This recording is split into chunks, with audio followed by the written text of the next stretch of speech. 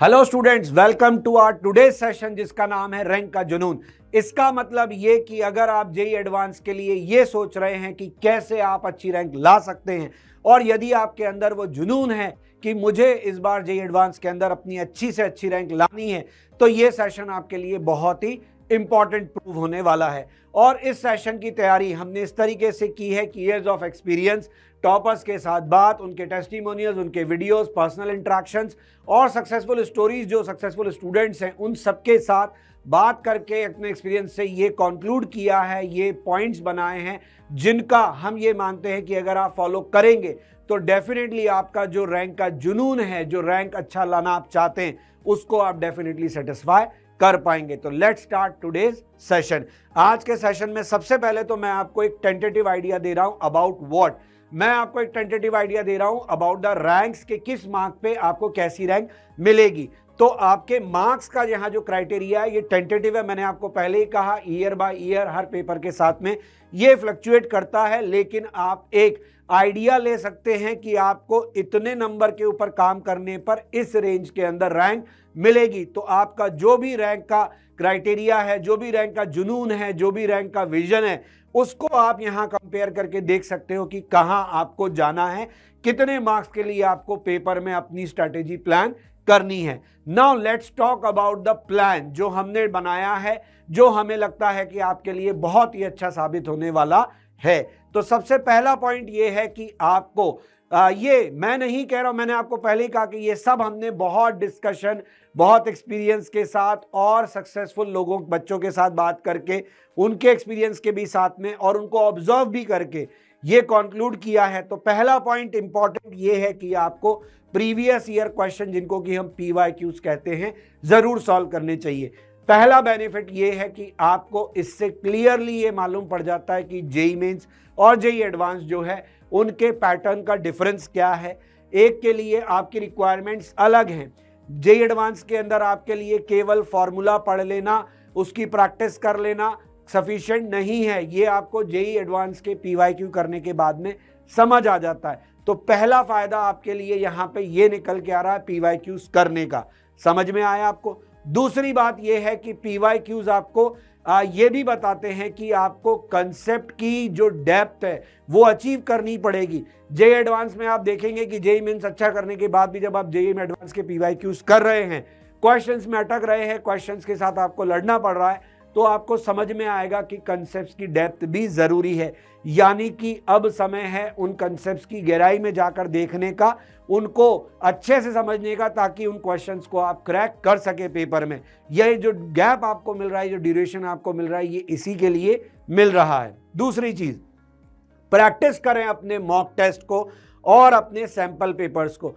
ये जो mock test होते हैं, ये जो सैंपल पेपर्स होते हैं, ऑब्वियसली हर कोचिंग के अंदर अलग अलग जो है पेपर बनाने वाले लोग हैं और उनके अपने थॉट प्रोसेस है, और इसके पीछे पूरा साइंस एक तरीके से समझ लीजिए कि हम पुराने पेपर्स के ट्रेंड को भी देखते हैं, क्वेश्चंस का किसी टॉपिक में किधर की तरफ झुकाव दिख रहा है वो भी हम देखते हैं। और ये आपने भी देखा होगा, ये आप भी जानते हैं कि टॉपिक्स के अंदर जो है शिफ्टिंग चलती है। एक ही चैप्टर के अंदर मल्टीपल टॉपिक्स है, तो आप भी देखते हैं कि जी एडवांस का जो इंटरेस्ट है वो उस चैप्टर के अंदर एक टॉपिक से दूसरे पे आपको शिफ्ट होता हुआ नजर आ रहा है। कौन से टॉपिक्स ऐड हुए, कौन से सब्ट्रैक्ट हुए, उसके अकॉर्डिंग क्या चेंज होने वाला है क्वेश्चंस की चॉइस में। तो ये सारी बातें जो हैं इनको इंप्लीमेंट करके हमारी तरफ से आपको दिया जाता है, और अगर आप इनको अटेम्प्ट करते हैं तो डेफिनेटली आप अपने लिए फ्यूचर की जो है, मतलब आपके लिए सरप्राइज अटैक जो है, आप उसको रिड्यूस कर लेते हैं। आप मेंटली प्रिपेयर होते हैं कि हाँ यार ऐसा हो सकता है, इस टॉपिक के ऊपर ऐसा सवाल भी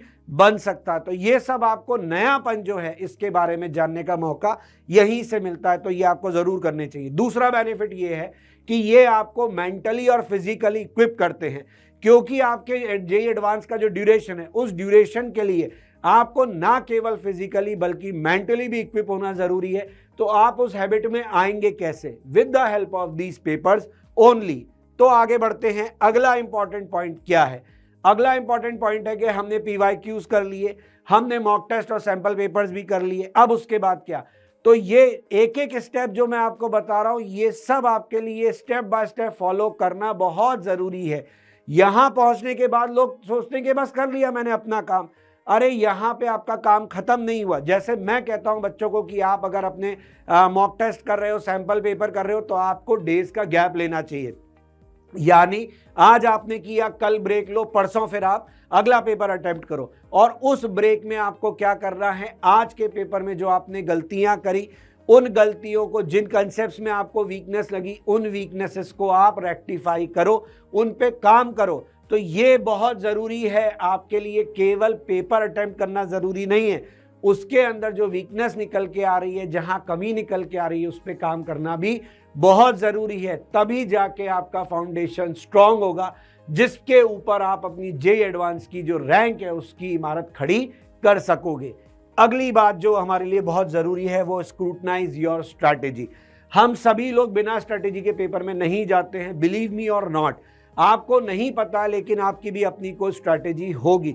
स्ट्रैटेजी से मेरा मतलब ये है कि राइट फ्रॉम द, मतलब पेपर स्टार्ट करते ही आपके दिमाग में एक प्लान फिक्स होता है, एक स्कीम फिक्स होती है कि मुझे ऐसे आगे बढ़ना है। और ये ईयर्स के साथ में आता है, मतलब आप साल दर साल इतनी क्लासेस पार करके यहाँ पहुंचे, तो आप ये हर बार जब पेपर अटेम्प्ट करते हैं तो ये आपके अंदर डेवलप होती है, और कहीं ना कहीं आपके उस सक्सेस के साथ में उसके ऊपर आपका बिलीव भी बनने लगता है। लेकिन आपको मॉक टेस्ट करने के साथ में, आपको पीवाईक्यूज करने के साथ में, अगर ये समझ में आ रहा है कि आपकी स्ट्रैटेजी में कहीं कोई वीकनेस है, तो उसके ऊपर ज़रूर काम करें, अपनी स्ट्रैटेजी को चेंज भी करके देखें। यही वो समय है। अगर आपको लगता है कि you need to devise a new strategy और you need to devise a new method of attempting question, because आपको अपने जो पुराने मेथड है अगर उनसे सक्सेस मिल रही थी और जेईई एडवांस के मॉक टेस्ट में आपको नहीं मिल रही है, इसका मतलब ये है कि बाबू वो नहीं चलेगा जो पहले आप चला रहे थे।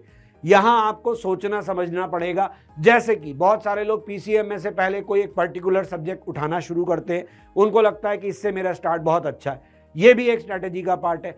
कई लोग single choice, multiple choice, integer choice के अंदर भी देखते हैं कि इंटीजर के अंदर भी देखते हैं कि कौन सा क्वेश्चन अटेम्प्ट करना उनके लिए ज़्यादा अच्छा है। उनको एक स्टार्ट चाहिए होता है, उसी तरीके के क्वेश्चन से वो स्टार्ट करते हैं। लेकिन मैं कहूँगा एक बहुत इंपॉर्टेंट पॉइंट, सभी स्ट्रैटेजीज के अंदर आप जो भी स्ट्रैटेजी डिवाइस कर रहे हैं, एक पॉइंट को हमेशा इनकॉर्पोरेट करके रखिए, और वो ये है कि आपको अपना जो टाइम है, क्योंकि आपको जो पेपर का टाइम मिलने वाला है वो फिक्स है, उस ड्यूरेशन के अंदर आपको अपना पूरा काम करना है। तो आपको अपने टारगेट के हिसाब से, जिस भी मार्क्स के लिए आप काम कर रहे हैं, जिस भी रैंक के लिए आप काम कर रहे हैं, उसके लिए आपको जब क्वेश्चन अटेम्प्ट करने हैं तो आपको ये ध्यान रखना है कि एक क्वेश्चन पे आपको चिपके नहीं रहना है। Don't stick to one question only. आपको वो कितना भी अटेम्प्ट कर रहा हो, आपको वहां चिपके नहीं रहना है। जेईई एडवांस का आपने पेपर देखा है, आपने पीवाईक्यूज देखे हैं, आपको मालूम है कि जेईई एडवांस के पास बहुत सारे तरीके हैं जिनसे कि वो आपको क्वेश्चन में एंगेज कर सके। तो आपको अपनी इस टेम्पटेशन को रोकना है। बाकी पेपर में आपके लिए और भी बहुत कुछ हो सकता है जिससे कि आप अपना टारगेट अचीव कर पाओ। तो बजाय एक ही क्वेश्चन पे आप अपना टाइम लगाते रहे, उसकी बजाय आप मूव ऑन करें and look out for new options, new questions, जिनको कि आपको लगता है कि इजीली आप सॉल्व कर लोगे। और ये होता है, ऐसा नहीं होता है कि आप अगर एक ही, आपको ऐसा लग रहा है कि एक ही क्वेश्चन पे मैं बहुत टाइम दे रहा हूं तो मैं बहुत कुछ अचीव कर लूंगा। नहीं, आपका ये जो थॉट है ये थोड़ी देर में आपको हो सकता है कि स्लो डाउन कर दे और आपकी जो थॉट प्रोसेस है वो हैवी हो जाए, फिर आगे के क्वेश्चन में आप मेंटली एग्जॉस्ट होने लगो, अपना मोराल जो है उसको, ऐसा कुछ भी अपने को नहीं करना है। इससे बचना है, इसकी जरूर आप ध्यान। हाँ, अच्छा सवाल है, समझ में आया है तो वर्क ऑन दैट। उसकी कैलकुलेशन करने से आप ना बचे, उसके बारे में लेकिन जब आपको दिख रहा है कि आप उससे कुछ भी नहीं कर पा रहे हो, कहीं से भी आप उसको ओपन अप नहीं कर पा रहे हो, तो move to the next question, क्योंकि फिर आप एक विनिंग स्ट्रीक के साथ लौटोगे तो आप अच्छा कर पाओगे। समझ में आया? फिर अगली बात करते हैं हम, JEE main was only qualifying round. मतलब ये कि आपका जो पिछला जेईई मेन अभी जो आपने दिया रिसेंट, उसके बाद आपको ये बात समझ में आ गई कि आपके लिए जो क्वालिफाइंग है क्राइटेरिया वो सेटिस्फाई हो रहा है। अब इसमें दो बातें होती हैं, इसमें दो तरीके के लोग हैं।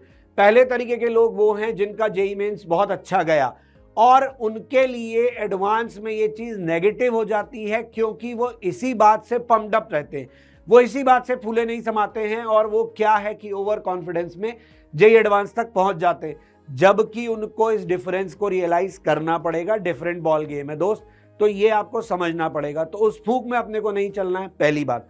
दूसरी बात, जिनका क्वालिफाइंग क्राइटेरिया ही सेटिस्फाई हो गया, सर मैं तो बिल्कुल बाउंड्री से लुढ़क के पार हुआ हूं, बस उनके लिए भी नेगेटिविटी अपने ऊपर हावी नहीं करनी है। कोई बात नहीं, मेंस में आप अगर ऐसा ही कर पाए तो भी कोई दिक्कत नहीं। जो बात बहुत अच्छा करने वाले पे लागू है वो आप पर भी है कि ये आपका क्वालिफाइंग क्राइटेरिया था for advance. Advance is a different ball game.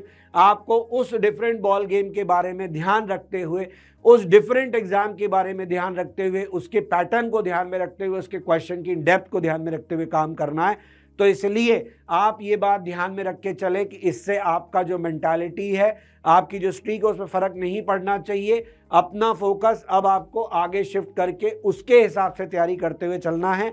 ये जो है आपका पास्ट एक्सपीरियंस, ये आपके ऊपर जो है आपको राइड ना करे। समझ में आया? ठीक है।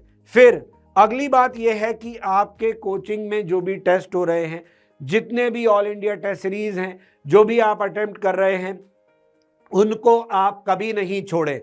लोग क्या है कि जेई मेंस देने के बाद लोगों के अंदर देखा गया है कि एक लेजीनेस फैक्टर, आपको मेरा जो पूरा सेशन है उसके अंदर ये समझ में आ रहा होगा स्लाइड दर स्लाइड के इनमें से कितनी सारी चीजें हैं जिनमें आप 2 कर रहे थे, तीसरी मिस आउट कर रहे थे। This is the whole plan, this is the secret, this is the you can see के हमने डिसाइफर कर दिया है, इसको इनक्रिप्ट कर दिया है आपके लिए, और आपको इनक्रिप्ट करके बता रहे हैं कि आप अगर इस पर फॉलो करेंगे, इसको फॉलो करेंगे, इस पर चलेंगे, इस पर अमल करेंगे, तो डेफिनेटली आपके रैंक के जुनून को आप सेटिस्फाई कर पाएंगे। आपको अपने जितने भी ऐसे ऑल इंडिया टेस्ट सीरीज वगैरह हो रहे हैं, इनके पेपर्स को नहीं छोड़ना। Laziness factor is a very common thing after giving JEE mains. और उसके बाद क्या होता है कि बच्चा ये सोचता है कि अरे कोई बात नहीं, अभी तो मैंने दिया है, ये वाला टेस्ट छोड़ता हूँ, क्या फर्क पड़ रहा है। बहुत सोच समझ के ड्यूरेशन प्लान किया जाता है इन पेपर्स का, बहुत सोच समझ के इनका लेवल प्लान किया जाता है। ये सब बातें जो होती है ये हम लोग बहुत सोच समझ के करते हैं, ईयर ऑफ एक्सपर्टीज इसके पीछे लगती है। तो आप अपने बाल मन से इसका निर्णय बिल्कुल ना ले कि आपको ये टेस्ट देना है या नहीं देना है, आपको वो देना ही है। आपको अपने ऊपर उस लेजीनेस फैक्टर को हावी नहीं होने देना है, उसको साइड में कर दो। आप ये एक बहुत बड़ी चीज होती है क्या, अरे मेरी इस बार तैयारी अच्छी नहीं है सर, मैं इस बार नहीं, अब अच्छा अगला वाला जो है प्लान करके दूंगा। बिलीव मी, जेईई एडवांस के एग्जाम सेंटर के दरवाजे पे जब आप खड़े होगे, तब भी मैं आपसे पूछूंगा are you satisfied with your preparation, आपका जवाब होगा क्यों? क्योंकि आपको लग रहा होगा अरे मैं अभी और पढ़ सकता था। तो ये तो आपके पास, जब आप जो भी पढ़ रहे हो, जब तक उसको चेक ना किया जाएगा, आपको कैसे मालूम पड़ेगा कि आपने जो पढ़ा वो कितना वर्थ है, वो कितना इन डेप्थ है, कितना कंसेप्चुअल है, कितना आपको नॉलेज से गेन हुआ। तो आपको ये लास्ट मोमेंट तक लगेगा। इसलिए दोस्त, आप इस चीज से बचना। आपके अंदर से जो आवाज आती है अगली बार तैयारी करके देंगे, इसको बिल्कुल हटा दो। आपको जैसा है, जो है, जितना तैयार है देना है। See, it is learning experience, it is not a torture, it is learning experience. आपने दिया, आपको देकर समझ में आया मेरा ऐसा हुआ, उसे डिसहार्टन नहीं होना है, अरे मेरी रैंक ऐसी आई इसमें। तो हो सकता है कि पेपर जो बहुत टफ सेट किया गया हो, इसलिए सेट किया गया हो ताकि आपको जो सरप्राइज फैक्टर मैंने कहा हमेशा, वो ना मिले। तो आपको यह करना है कि आपको अपना जो भी उससे एक्सपीरियंस हुआ उसके ऊपर काम करना है, उसको दिल से लगा के बैठ नहीं जाना है। अपनी, मैंने बताया पिछली सारी उसके अंदर डिस्कशन में कि आपको अपनी स्ट्रेटेजी को रिवाइज करने की ज़रूरत है, आपको अपनी वीकनेस पे काम करने की ज़रूरत है। लेकिन ये सब आप कर कैसे पाएंगे? मैंने कहा ना, पॉइंट बाय पॉइंट मैंने फ्लो जो बनाया है वो बहुत सोच के बनाया है। तो ये जो पॉइंट है आखिरी वाला, ये मस्ट पॉइंट है कि आपको नहीं छोड़ने एट एनी कॉस्ट।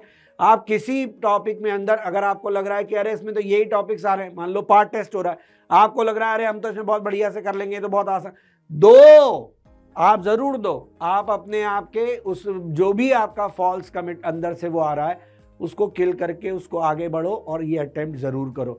उसकी तरफ आपको ध्यान नहीं देना है। समझ में आया? देन ओनली हम ये विश्वास करते हैं, हमें ये लगता है कि आप अपने इस रैंक के जुनून को जरूर सेटिस्फाई कर पाएंगे। तो मुझे लगता है कि आज के सेशन में जो बातें मैंने आपसे करी, डेफिनेटली उनको फॉलो करने से आप अपने इस जुनून को, अपनी इस मंजिल को पा सकेंगे। अगर आपको ये सेशन अच्छा लगा तो प्लीज मुझे कमेंट सेक्शन में जरूर बताएं। That's all from my side. Thanks. और आप लाइक शेयर एंड सब्सक्राइब करना ना भूलें हमारे चैनल को।